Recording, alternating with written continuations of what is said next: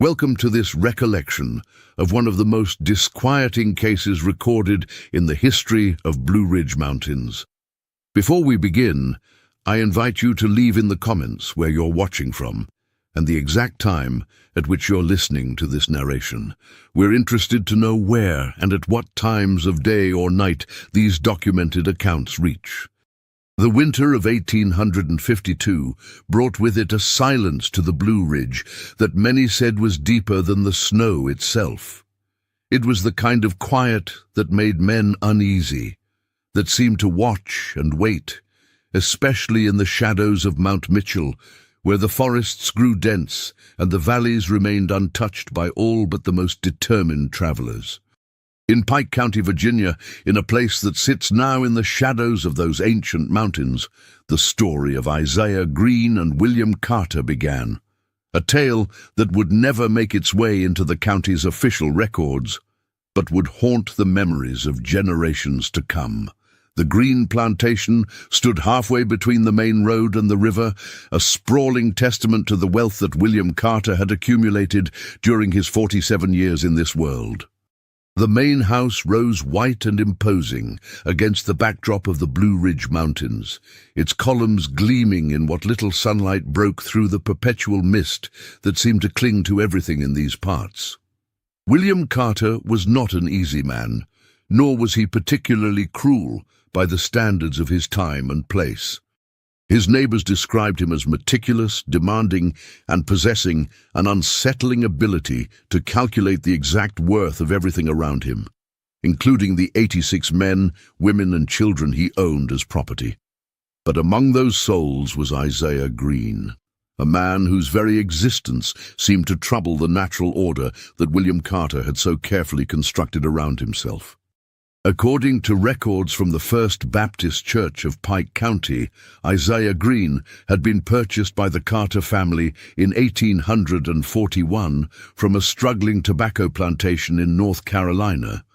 The church ledger noted his purchase price as $700, which even then was considered remarkably high for a man of 33 years with no particular skills listed in the bill of sale. What the ledger didn't record, what no official document could capture, was the particular intensity that resided behind Isaiah Green's eyes, a kind of knowing that seemed out of place on a man who, by all legal measures, was considered property rather than person. Thomas Blackwood, who served as overseer on the Carter plantation from 1845 until 1851, would later recount to his son-in-law that there was something about the way Green carried himself that made the other slaves defer to him and made even white men watch their words in his presence. On that plantation, Isaiah Green was assigned to the blacksmith's shed, a small structure set apart from the other buildings, situated near the edge of the forest where the ground began its gradual ascent toward the mountains. Here, in this liminal space between civilization and wilderness, between ownership and something resembling freedom, Isaiah Green's story took its most unexpected turn. What made Isaiah Green different from the other slaves on the Carter plantation? Indeed, what made him different from nearly every other slave in Pike County was his remarkable facility with mechanical devices. In an era when most plantation owners carefully controlled what their slaves could learn, William Carter had made the unusual decision to allow Isaiah to develop his mechanical skills, perhaps recognizing their potential value. From the sparse accounts that survived in private correspondence, we know that Isaiah had demonstrated an uncanny ability to repair broken farm equipment, often with nothing more than scrap metal and improvised tools. By 1847, he had become indispensable to the operation of the plantation, repairing plows, wagon wheels, and even the elaborate lock mechanisms on the main house's doors. A letter from William Carter to his brother James in Richmond, dated March 1848, makes reference to the slave mechanic who had devised an improved cotton gin mechanism that processes 30% more cotton per day than the standard Whitney model. The letter continues with a calculation of how much additional profit this improvement would generate over the course of a season. What the letter doesn't mention is that Isaiah Green had never been formally trained in engineering or mechanics. According to oral histories collected from descendants of other slaves from the plantation, Isaiah had learned by watching, by taking things apart in secret, and by an intuitive understanding of how mechanisms worked that seemed to border on the uncanny. Martha Jenkins, whose great-grandmother worked in the Carter house as a cook, recalled family stories about Isaiah. They said he could look at a broken clock once and know exactly which gear was out of place. They said sometimes he would close his eyes before working on something complicated, like he was seeing the solution in his mind before his hands ever touched the metal. It was in the autumn of 1851 that William Carter made a fateful discovery. Returning unexpectedly from a business trip to Charlottesville, he found Isaiah Green working late in the blacksmith shed. But he wasn't repairing farm equipment. Instead, spread across the workbench was what appeared to be a complex mechanical device unlike anything William Carter had ever seen. According to Carter's personal journal, retrieved from the family archives in 1963 by historian Raymond Thornton, what he witnessed that night was a contraption of wood, rope, and metal, composed in such a manner that it appeared capable of performing the work of 3 men in the clearing of fallen trees, with a system of pulleys and counterweights that defied immediate comprehension. The journal entry continues. When questioned, Green was initially reluctant to explain the nature of his creation, but upon pressing, admitted that he had been working on it in secret for nearly 8 months. He called it a mechanical harvester and claimed it could be adapted to various tasks around the plantation. What happened next is documented in a series of increasingly agitated entries in Carter's journal. Initially intrigued by the potential value of Isaiah's invention, Carter began to spend evenings in the blacksmith shed, watching Isaiah work and taking detailed notes. An entry from November 8, 1851 reads, "Green's understanding of mechanical principles exceeds that of any engineer I have consulted in Richmond. Yet he has had no formal education. The question that plagues me is where such knowledge could have originated." By December, Carter had become convinced that Isaiah's device could be patented and manufactured, potentially generating substantial wealth. But there was, of course, a significant obstacle. Slaves could not apply for patents, and if Carter himself applied, he would have to falsely claim to be the inventor. According to local newspaper accounts that documented subsequent events, Carter approached Isaiah with a proposition. Isaiah would continue to develop the mechanical harvester under Carter's direction, with the understanding that Carter would file for the patent, and should the device prove profitable, Isaiah would be granted certain privileges, though not his freedom. Isaiah's response, as recounted years later by Elijah Durham, the son of another slave on the plantation, was simple but profound. "Mr. Carter, this machine came from my mind. It exists because I saw it first. What you're asking is for me to give away not just the work of my hands, but the workings of my thoughts." The winter of 1851–52 was unusually harsh in Pike County. Snow fell early and often, and temperatures remained below freezing for weeks at a time. The Carter plantation, like others in the area, largely went dormant, with fieldwork impossible, and most slaves confined to their quarters except for essential tasks. It was during this period of enforced isolation that Isaiah Green began working on what would later be described as his masterpiece. In the relative solitude of the blacksmith shed, with only occasional supervision from an increasingly distracted William Carter, Isaiah refined his harvester design while secretly developing something altogether different.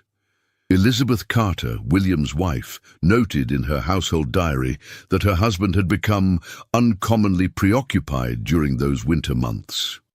"William spends evenings in the blacksmith shed with that slave Isaiah," she wrote on January 12, 1852. "When he returns to the house, his mind seems elsewhere, and he fills pages of his notebook with sketches and calculations that he refuses to explain." What William Carter didn't record in his journal, what perhaps he couldn't bring himself to acknowledge, was that his relationship with Isaiah had begun to shift in subtle but significant ways. Samuel Whitaker, a neighboring plantation owner who visited Carter in late January, later wrote to his cousin that he had been disturbed by the manner in which Carter spoke of, and to his slave mechanic, addressing him almost as one would a colleague rather than property, and deferring to his judgment on matters of engineering that I myself could scarcely follow. On February 2, 1852, William Carter travelled to Richmond with detailed drawings of Isaiah's harvester, intending to consult with a patent attorney about filing an application. In the isolated environment of the shed, engaged in the complex work of mechanical design, the rigid boundaries between master and slave, between owner and property, had started to blur. He returned 5 days later with news that would alter the course of events on the plantation forever. According to Carter's journal, the attorney had informed him that while he could legally patent Isaiah's invention under his own name, there were certain ethical complications that might arise should the true origins of the device ever come to light. More concerning to Carter was the attorney's assessment that the harvester design was so innovative that it would inevitably attract attention, scrutiny, and possibly competition from northern manufacturers. "Yet I cannot claim to have invented it without risking exposure as a fraud, nor can I allow Green to continue his work without oversight, as who knows what he might devise next, or to what purpose." The decision Carter made in the days following his return from Richmond would set in motion a chain of events that would culminate in what local residents would later refer to only as the incident at Green Mountain. According to plantation records on February 12th, William Carter reassigned Isaiah from the blacksmith shed to the more remote logging camp on the eastern edge of the property, where trees were being cleared for a planned expansion of the plantation's tobacco fields. "I find myself in an untenable position," Carter wrote on February 8th. "The device is clearly valuable, perhaps enormously so. The official reason given was that the logging operation required mechanical expertise to maximize efficiency. What the records don't show, but what was later pieced together from the accounts of other slaves at the logging camp, was that Isaiah arrived with several large bundles wrapped in oilcloth, presumably containing tools and perhaps components of his unfinished devices. The logging camp was situated in a narrow valley between two ridges, approximately 4 miles from the main plantation house. It consisted of a crude overseer's cabin, a larger bunkhouse for the 12 slaves assigned to the work, and a series of clearing where felled trees were processed before being transported back to the plantation. According to weather records from a nearby farm, the 3rd week of February brought another severe snowstorm to the region, effectively cutting off the logging camp from the main plantation for several days. It was during this period of isolation that Isaiah Green completed the work that would later be described in hushed tones by those who witnessed its effects. Jeremiah Wilson, who served as overseer at the logging camp, later gave a deposition to the county sheriff that forms one of the few official records of what transpired. In it, he describes returning to the camp after securing the horses during the height of the storm to find Isaiah working by lantern light in a small lean-to adjacent to the bunkhouse.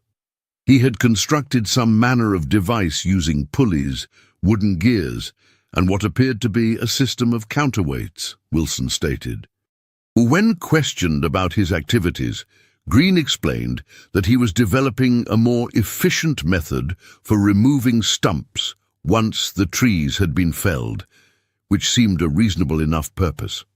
What Wilson didn't mention in his official statement, but what he reportedly told his wife, according to her diary entries found decades later, was that the device Isaiah was building bore little resemblance to any stump removal system he had ever seen.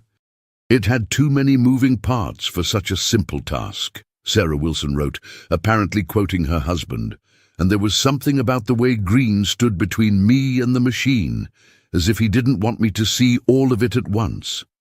The snowstorm lasted for 3 days, during which time William Carter remained at the main house, presumably unaware of Isaiah's continued work on his mysterious device.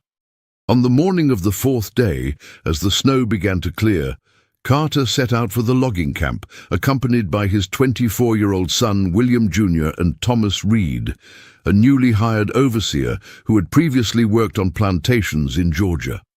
According to the account later given by Ezekiel Johnson, one of the slaves at the camp who survived the events of that day, the 3 men arrived shortly before midday.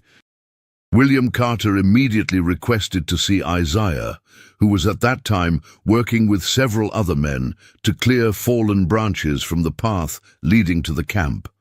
The exact conversation that took place between Carter and Isaiah was not overheard, but Johnson reported seeing Carter becoming increasingly agitated, gesturing repeatedly toward the lean-to where Isaiah had been working during the storm. Eventually, both men, along with Carter Jr. and Reed, moved toward the structure. What happened next has been pieced together from multiple fragmentary accounts, none of them completely reliable on their own, but which together form a coherent, if disturbing, narrative. According to Johnson, he heard raised voices from the direction of the lean-to, followed by a sound like no other, a whirring and clicking that rose in pitch until it seemed to fill the whole valley. This was followed by a cry of alarm, and then silence. And Junior, along with Thomas Reed, standing motionless, staring at what she described as a construction of wood, metal and rope that filled most of the small space and appeared to be in motion despite having no visible source of power.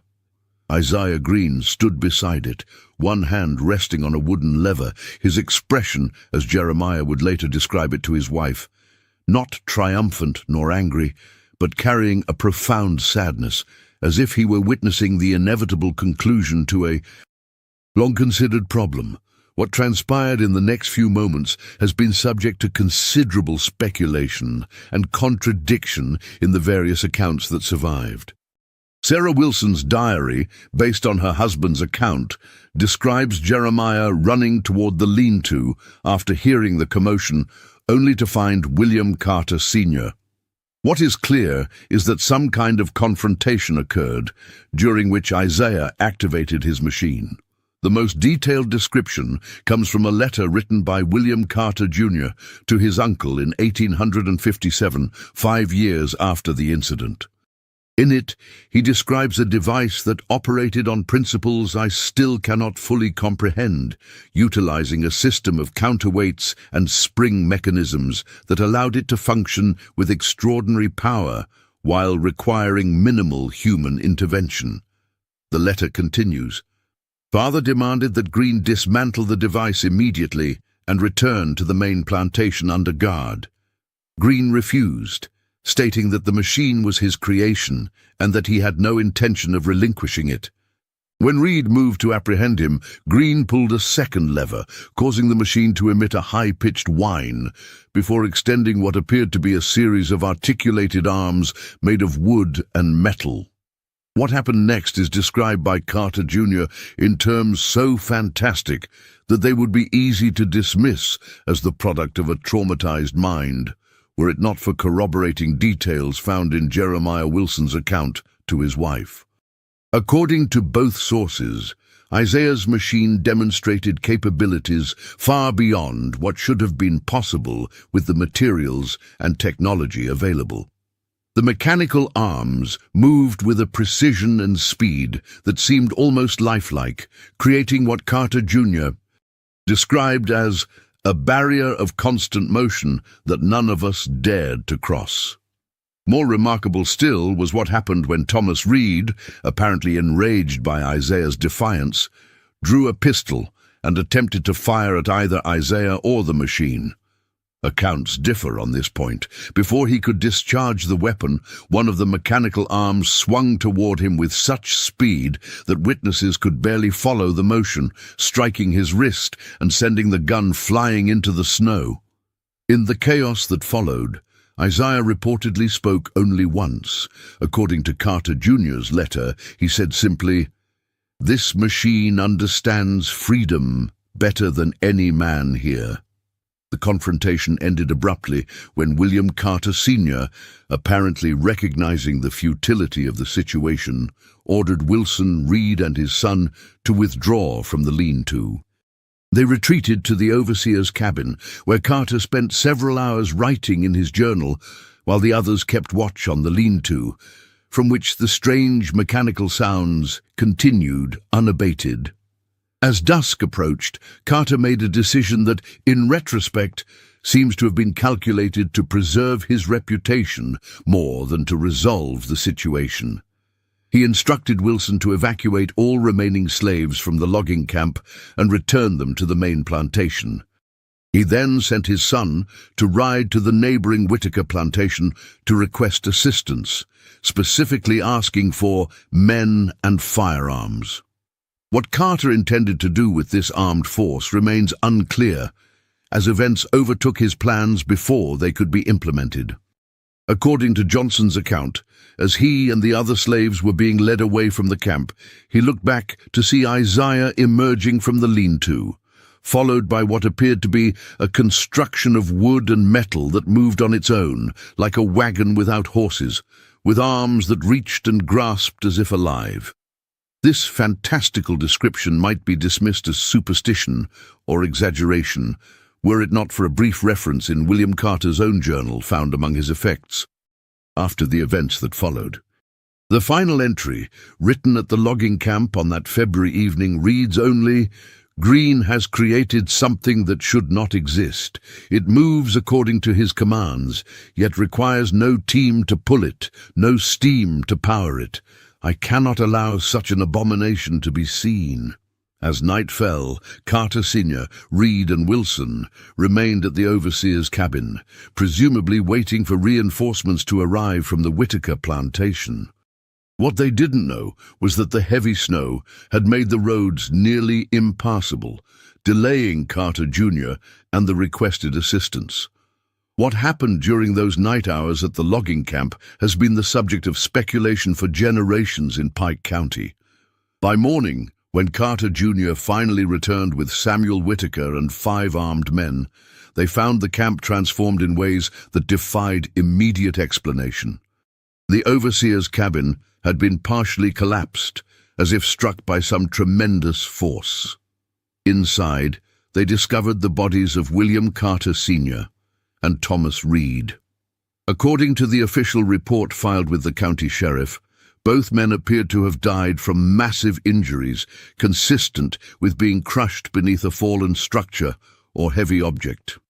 Jeremiah Wilson was found alive but severely injured, unable or unwilling to provide a coherent account of the night's events.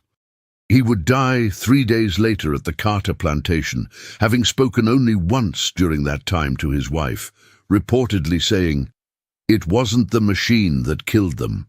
It was their fear of what it represented." Most disturbing of all was the complete disappearance of Isaiah Green and his mechanical creation. The lean-to where he had been working was empty, with no sign of the device that had been described by multiple witnesses. More perplexing still was the discovery of a narrow trail leading from the lean-to into the forest toward the mountains, a trail marked by regular indentations in the snow, unlike any human or animal tracks, which Whitaker described in his subsequent statement as appearing mechanical in nature, as if made by a device moving under its own power. A search party was organized immediately, consisting of Whitaker, Carter Jr., and 12 armed men from neighboring plantations. They followed the strange tracks for nearly 7 miles into increasingly rugged terrain before losing them at the rocky base of what is now known locally as Green Mountain. Despite an expanded search that continued for nearly 2 weeks, involving dogs and experienced trackers, no trace of Isaiah Green or his machine was ever found. The official report, filed by the Pike County Sheriff on March 4, 1852, concluded that Green had likely perished in the wilderness, a victim of exposure and harsh conditions, and that the unusual tracks were probably the result of him dragging components of his dismantled device. This explanation satisfied the legal requirements of the case, but did little to address the unsettling questions that lingered in the minds of those who had witnessed the events at the logging camp. How had Isaiah created a mechanical device that could move independently? How had he, a man with no formal education, developed engineering knowledge that surpassed that of trained professionals? And perhaps most disturbing of all, where had he gone? In the months following the incident, the Carter plantation fell into disarray. William Carter Jr., having inherited his father's property and responsibilities, appeared increasingly paranoid and erratic, according to accounts from neighboring landowners. He ordered the logging camp abandoned and the area around it declared off-limits to all plantation workers. More tellingly, he sold off nearly half of the plantation's slaves within 6 months of his father's death, retaining only those who had no direct knowledge of Isaiah Green or his work. Elizabeth Carter, in a letter to her sister dated July 18, 1852, expressed concern about her son's mental state, noting that he starts at unexpected sounds and refuses to enter the workshop where father kept his notes and drawings, claiming that the space feels watched in a way he cannot explain. For nearly a year, the events at the logging camp faded into uncomfortable memory for most residents of Pike County. Then in January of 1853, the first reports began to emerge from remote homesteads and isolated cabins on the western slopes of the Blue Ridge, reports of mechanical sounds in the night and glimpses of what one farmer described as a man and a machine moving as one through the forest. These accounts might have been dismissed as superstition or the product of isolation-induced paranoia were it not for their consistency and the credibility of some witnesses. Jonathan Mercer, a respected physician who had served in the state legislature, reported encountering a Negro man accompanied by what appeared to be a mechanical conveyance of unusual design, while returning from visiting a patient near the mountain in February 1853. In his written account, preserved in the Pike County Historical Society archives, Mercer described the machine as moving independently across difficult terrain, equipped with articulated appendages that seemed to assist its progress over obstacles. He further noted that the man, whom he did not recognize but who matched Isaiah's description, acknowledged my presence with a nod but did not speak, continuing his journey northward as if I presented neither threat nor interest. By the spring of 1853, such sightings had become common enough that Samuel Whitaker organized a second search party, more heavily armed than the first. According to a letter he wrote to the governor requesting militia support, a request that was denied, Whitaker believed that Isaiah had not only survived, but was actively employing his mechanical creation for purposes unknown, but potentially threatening to the established order. The search, conducted over 3 weeks in April 1853, proved as fruitless as the first. However, it did yield one significant discovery. A small cave in the northern face of Green Mountain contained evidence of recent habitation, including crude tools, food remnants, and most intriguingly, mechanical components similar to those described in Isaiah's original harvester design. More disturbing to Whitaker and his men was what they found etched into the cave wall. Detailed technical drawings showing what appeared to be increasingly sophisticated mechanical devices, including one that bore a striking resemblance to a human figure. By the summer of 1853, the story of Isaiah Green and his machine had spread throughout Western Virginia, growing with each retelling until it became difficult to separate fact from folklore. In some versions, Isaiah had perished in the mountains, his spirit inhabiting the machine he had created. In others, he had successfully escaped to the north, taking his revolutionary invention with him. What is documented is that between 1853 and 1855, no fewer than 23 slaves escaped from plantations in Pike County and surrounding areas, an unprecedented number for a region where successful escapes had previously been rare. More remarkable still was that despite increased patrols and the employment of professional slave catchers, not one of these escapees was recaptured. Plantation owners attributed this unusual success rate to various factors: increased northern abolitionist activity, more sophisticated escape networks, even changes in weather patterns that made tracking more difficult. Few were willing to consider the explanation that gradually emerged from the accounts of slaves who remained, that Isaiah Green and his machine had returned, operating in the night to guide others to freedom through paths in the mountains that pursuers could not follow. According to Henson, word had spread among the slave communities of Pike County that if one could reach the northern face of Green Mountain on the night of a new moon, the machine man would appear to lead them to freedom. Henson himself claimed to have made this journey in July 1854, writing that after waiting for several hours at the appointed location, he witnessed the approach of a figure that moved unlike any man, accompanied by a device that walked on. Mechanical legs across terrain that would defeat any horse or wagon. He continues, the figure was that of Isaiah Green, though changed in ways difficult to articulate. Jacob Henson, who served as a house slave on the Whitaker plantation during this period and later escaped to Canada, provided one of the most detailed accounts of these events in a memoir published in 1878. He spoke little, but when he guided us through the mountain paths in darkness so complete I could not see my own hand before my face, it became clear that either he or his mechanical companion could perceive the way forward when no natural sight would suffice. By 1855, the situation had become intolerable for plantation owners in the region.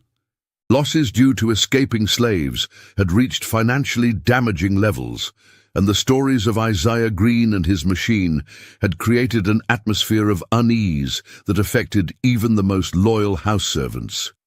A coalition of landowners, led by William Carter, Jr., and Samuel Whitaker, petitioned the governor for military intervention, describing the situation as an organized insurrection facilitated by mechanical means devised by a former slave of unusual abilities. The governor's response, preserved in the state archives, was skeptical but pragmatic. While expressing doubt about the fantastical accounts of self-operating machines, he nevertheless authorized a company of militia to investigate disturbances in the western counties and apprehend any persons engaged in enticing slaves to abscond from their lawful owners. The militia, consisting of 60 men, under the command of Captain James Harrington, arrived in Pike County in August 1855. For 6 weeks, they conducted systematic searches of the mountain region, focusing particularly on the area where sightings of Isaiah and his machine had been most frequently reported. Their efforts yielded no direct encounter with Isaiah or his creation, but they did discover something that added yet another layer to the already improbable narrative. Deep in the mountains, in a valley accessible only through a narrow pass that showed signs of recent traffic, They found what Harrington described in his official report as a workshop of sorts, containing tools and partially completed mechanical devices of advanced design, along with evidence suggesting that multiple individuals had been living and working in the location for some time. Most significant was Harrington's assessment of the technical sophistication on display. Many of the devices and technical drawings found at the site reflect engineering principles that, to my knowledge, are not currently employed in any manufacturing establishment in the United States. The precision of the mechanical components and the innovative nature of their design suggests a level of expertise that is, frankly, difficult to reconcile with the presumed creator being a self-taught former slave. The militia destroyed the workshop and confiscated what materials they could transport, but found no trace of Isaiah or any other occupants who had apparently abandoned the site shortly before their arrival.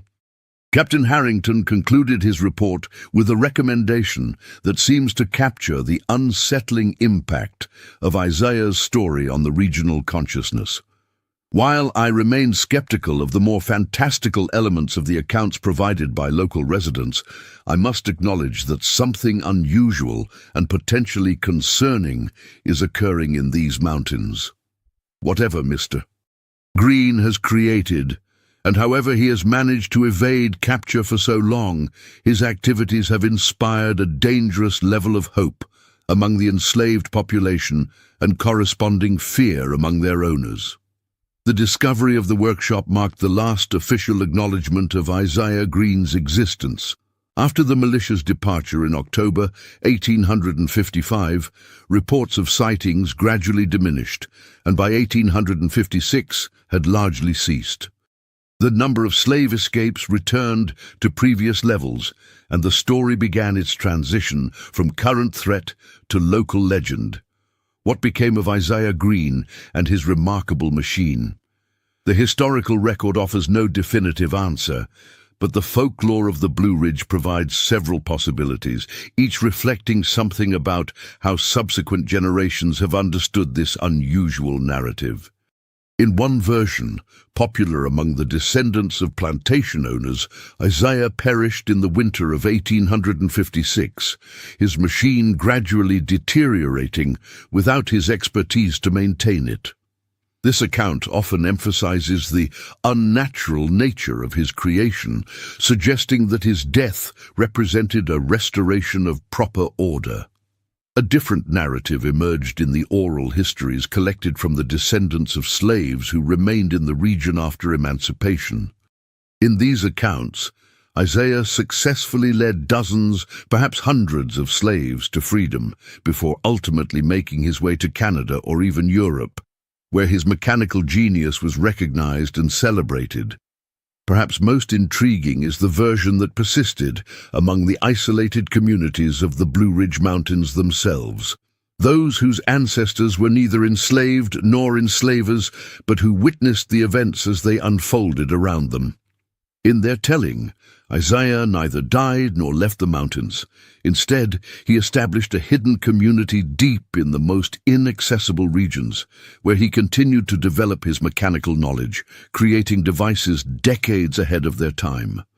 According to this tradition, the strange sounds, sometimes heard in the deepest valleys on still nights, metallic clicks and whirs that seem to follow no natural pattern, are the echoes of Isaiah's machines, still operating in secret places where few humans venture. What seems certain is that Isaiah Green, a man legally classified as property, created something that defied the limitations imposed upon him, a mechanical device sophisticated enough to inspire fear in those who witnessed it and hope in those who only heard rumors of its existence.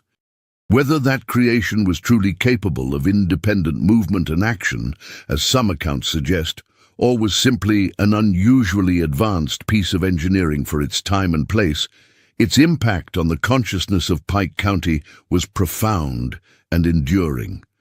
In 1867, 15 years after the events at the logging camp and 2 years after emancipation, A journalist from Philadelphia named Edward Harrison traveled to the Blue Ridge region to collect accounts of slave experiences during the war. Among the many stories he documented was a brief but tantalizing reference to Isaiah Green. An elderly former slave named Samuel Johnson, who had worked on the Carter plantation in the 1850s, told Harrison, "The white folks thought Isaiah was making a machine to help with the work, but that wasn't what he was doing at all. He was making something that could think like a man, but couldn't be owned like one. And when it was finished, neither man nor machine would take orders again." When pressed for more details, Johnson reportedly smiled and said only, "Some things are better left in the mountains where they belong." In 1932, during construction of what would eventually become the Blue Ridge Parkway, workers excavating a section of road near Green Mountain made a discovery that briefly revived interest in the story. Buried beneath several feet of soil and rock, they uncovered what appeared to be mechanical components of unusual design, gears, levers, and what one engineer described as articulation joints, unlike any I've previously encountered in industrial machinery. The items were sent to a museum in Richmond for examination, but apparently never arrived, having been lost or misplaced during transit. The only remaining evidence of their existence is a single photograph and a brief notation in the construction supervisor's log, describing them as artifacts of indeterminate age and purpose, possibly components of mining equipment, though of unusual sophistication. Perhaps the most fitting postscript to the story of Isaiah Green came in 1968, when a graduate student researching the history of American engineering discovered a patent application filed in Boston in 1857. The application for a self-ambulating mechanical conveyance was submitted by a free black man named Isaac Green, described as formerly of Virginia. The patent office rejected the application, citing implausibility of claims and insufficient technical detail. What makes this document remarkable is not just the similarity of name and origin to our Isaiah Green, but a notation made by the examining officer at the bottom of the rejection letter. The drawings submitted with this application bear striking similarity to certain mechanical concepts currently under development by several prominent engineers, raising questions about their true origin. Recommend investigation into the applicant's background and qualifications. Whether this Isaac Green was indeed the same man as the Isaiah Green of our narrative remains unproven. What seems clear, however, is that someone with his name and background was attempting to patent mechanical concepts advanced enough to raise suspicions among trained professionals, just as Isaiah's creations had done on the Carter plantation 15 years earlier. Today, the Blue Ridge Mountains remain largely as they were in Isaiah's time, ancient, mist-shrouded, and filled with hidden valleys and unexplored caves. Green Mountain itself has been partially incorporated into a national forest, its slopes covered with trees that have grown undisturbed for more than a century. Occasionally, hikers on the more remote trails report hearing unusual sounds, mechanical clicks and whirs that seem to follow no natural pattern, or glimpsing movement at the edge of their vision that, when investigated, reveals nothing but undisturbed forest. Most dismiss these experiences as tricks of the mind, the product of isolation and the mountain's reputation. But some, particularly those familiar with the story of Isaiah Green, wonder if somewhere in the depths of the Blue Ridge, a machine unlike any other still moves through the forest, guided by the vision of a man who refused to accept the limitations imposed upon him. A man who understood that true freedom requires not just escape, but the creation of something entirely new. What seems most remarkable about Isaiah Green's story, whether one accepts its more fantastical elements or not, is what it suggests about the human capacity for innovation even under the most oppressive circumstances. in a system designed to deny him agency, education, and recognition. Isaiah nevertheless developed knowledge and skills that by all accounts exceeded those of formally trained engineers of his time. His story serves as a reminder of the incalculable human potential that was suppressed during the era of slavery. The inventions never created, the innovations never implemented, the knowledge never shared, because those who possessed the capacity were denied the opportunity. In 1852, on a plantation in the shadow of the Blue Ridge Mountains, a man legally classified as property created something that, however briefly, inverted the power relationship that defined his existence. Whether through mechanical genius, determination, or some combination of factors not captured in the surviving accounts, Isaiah Green built a machine that allowed him to say no to those who claimed ownership of his body and mind, a machine that could not be owned or controlled by anyone but its creator. In the end, perhaps that was its true purpose all along. In the years following the search for Isaiah Green and his mysterious machine, the Blue Ridge Mountains seemed to hold their secrets closer than ever. The forests grew thicker, the valleys deeper, and the local population spoke of certain areas in hushed tones, places where the usual sounds of nature would suddenly cease, replaced by a mechanical rhythm that had no place in the wilderness. Throughout the 1850s, as tensions between North and South grew increasingly heated, the legend of Isaiah Green took on new dimensions. For enslaved people throughout Virginia and neighboring states, his story became a whispered promise of possibility, not just of escape, but of a world where their ingenuity and humanity might be recognized. For plantation owners, it represented a horrifying inversion of the natural order they had constructed to justify their wealth and power. William Carter Jr. never fully recovered from the events he witnessed at the logging camp. According to church records from 1857, he became increasingly reclusive, eventually selling the plantation at a significant loss and relocating to Richmond, where he lived in a small apartment until his death in 1862. His personal papers, discovered during renovations to the building in 1912, included dozens of detailed sketches attempting to recreate what he had seen of Isaiah's machine, accompanied by increasingly frustrated notations about his inability to understand the principles behind its operation.